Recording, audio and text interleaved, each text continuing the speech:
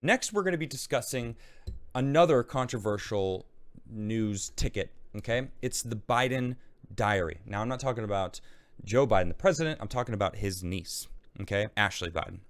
This is from the National File, and it's Ashley Biden diary reveals child sex trauma, drug abuse, resentment for Joe.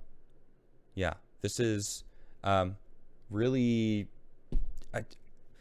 It's not even surprising because this is stuff that kind of already came out with the laptop, the Hunter laptop that the news claimed for so long was Russian disinformation. It was fake, blah, blah, blah. And then they finally admitted after the election, oh, actually, maybe it was real. And, we just kind of squashed that story. But this is new.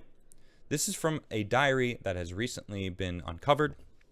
Since Saturday night, National File has published dozens of pages of from what our whistleblower has identified as the 2019 diary of Ashley Biden, the 39-year-old daughter of his daughter, of presidential candidate Joe Biden. The diary was started while the author was in a drug rehabilitation facility in Florida and details her romantic interests, crumbling marriage, struggles with drugs and sex addiction, and family life as her father began to run for president. They obtained this document from a whistleblower who was concerned the media organization that employs him would not publish the materials in the final days before the presidential election. All right, so already we see this actually was public before the election. So it wasn't just Hunter Biden's laptop. It was also Ashley Biden's diary. All very, very damning towards Biden, and it probably would have crippled his whole campaign, which was relatively non-existent anyway, right? The whistleblower has a recording of Ashley Biden admitting the diary is hers and employed a handwriting expert who verified the pages were all written by Ashley. National File has in its possession a recording of this whistleblower detailing the work he did to verify its authenticity. In the recording, the whistleblower also adds that his media organization chose not to release the documents after receiving pressure from a competing outlet. What a surprise. Well, I mean, all news companies are owned by, three corporations, right? Is all the news media? I mean, it just makes me think of that tweet that I tweeted that has millions of hits on it. That's a crazy amount of hits on it. And it's not even that surprising that that's what is trending because, people, they're still sharing this. I wonder if I can find it real quick. But it's essentially the news saying, this is extremely dangerous to our democracy. This is extremely dangerous to our democracy. And then it's like all of them repeating it over and over and over. And I can't find it, but I'm fairly certain all of you have seen this video. It's been floating around for a year or two. I don't know when it was first created, but it still rings true today. It still is just as dangerous to our constitutional republic, to our freedom, as they claim it's dangerous to our democracy. But hey, newsflash, we are not a democracy. For those who don't know, we aren't. That is mob rule, and mob rule is how Rome fell. I mean, we aren't a democracy. Everyone does have a say. That's the beauty of the system that we have. Anyway, I'm getting sidetracked here. I want to go back to this. The crazy thing about this, right, is now that Biden is president, right? Biden is the president.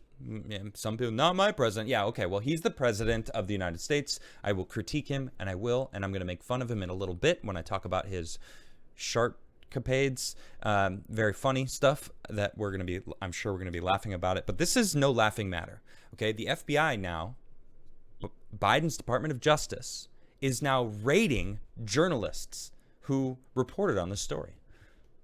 Look at this. This is from the Epoch Times. Is it Epoch Times? Epoch? I'm going to go with Epoch Times. The Epoch Times, FBI searches home of Project Veritas linked people.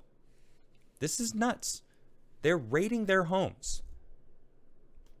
Federal agents searched the New York homes of people tied to Project Veritas, according to the founder James O'Keefe on Friday. In a video posted to Project Veritas' YouTube, O'Keefe said his organization obtained a grand jury subpoena before saying that the current and former Project Veritas employees' homes were searched by federal agents. Apartments and homes of Project Veritas' journalists and former journalists have been raided by FBI agents, he said, adding that it appears the U.S. District Court for the Southern District of New York is targeting the group. Additionally, O'Keefe said that a Project Veritas associate was contacted shortly after the FBI searched by a New York Times reporter, despite the grand jury subpoena being issued in secret.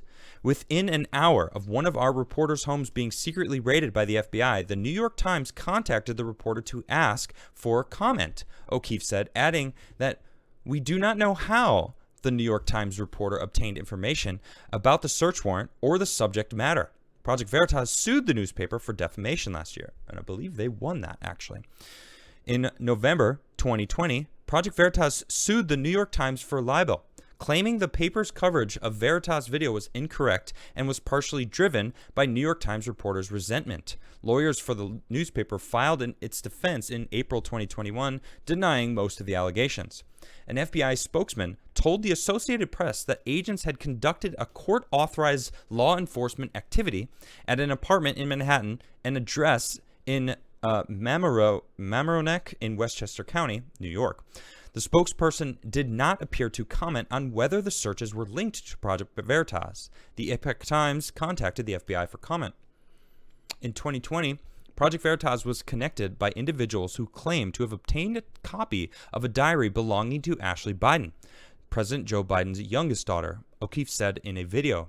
Tipsters alleged that the diary was found abandoned in a room after she left and that the diary contained explosive allegations against then-candidate Joe Biden, O'Keefe said. Project Veritas lawyers, he continued, were in contact with the Department of Justice before the searches were carried out. Their lawyers told federal agents that they had conveyed unassailable facts that demonstrate Project Veritas's lack of involvement in criminal activity and or criminal intent, O'Keefe also said. It continues, like any reporter, we regularly deal with the receipt of source of information and take steps to verify its authenticity, legality, and newsworthiness. Our efforts were the stuff of responsible, ethical journalism, and we are in no doubt that Project Veritas acted properly at each and every step. Yes, of course. Why wouldn't he? He is the most scrutinized news source on the internet, bar maybe Alex Jones, but I think Alex Jones has been kind of pushed into his little corner where he's happy to, well, I don't know if he's happy about it, but, you know, he does his thing. Where O'Keefe is still,